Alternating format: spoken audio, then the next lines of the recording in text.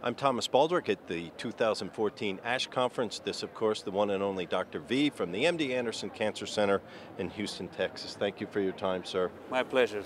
Nice to be here. Let's talk about this phase 2 open-label study of Ruxolitinib that you've got data to present here.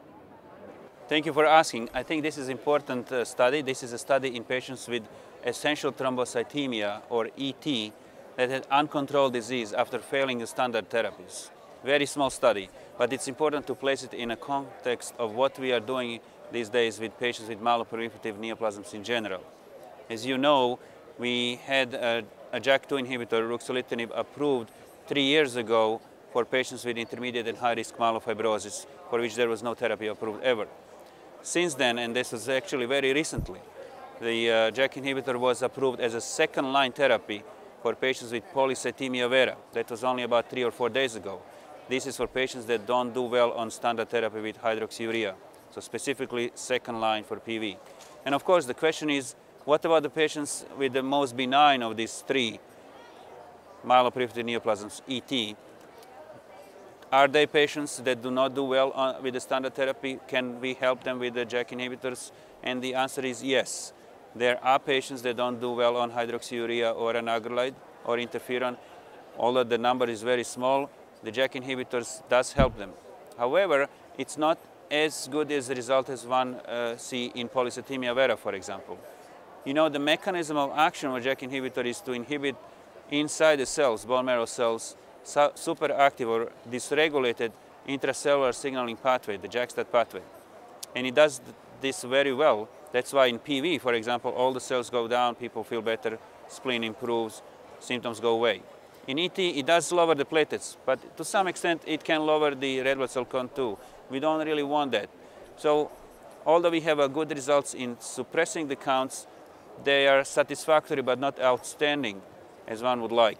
The symptoms do improve, the spleen can shrink, but I don't think that we are ready for further development of this drug in ET, having all these other options in everyday practice so far.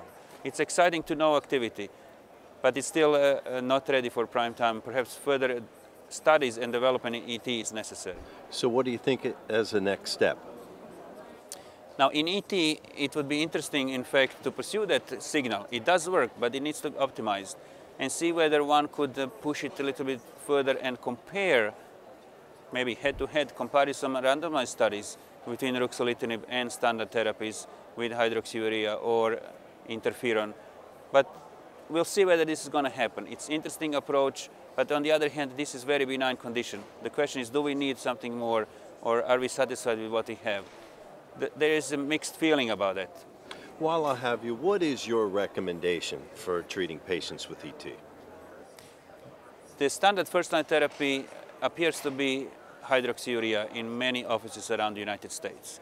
In some other countries around the globe, that may be interferon, particularly in France or Denmark. In fact, one has a choice between the two, even here in the United States. Hydrea appears to be preferable. Anagrelide is another option. It is officially approved therapy for patients with high platelets that have myeloproliferative neoplasms.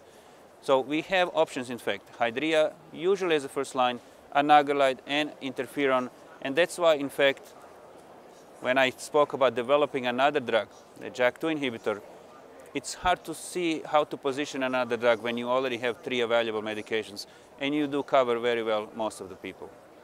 Very good, Dr. V. Thanks for spending time with us. Always a pleasure. My pleasure. Thank you again.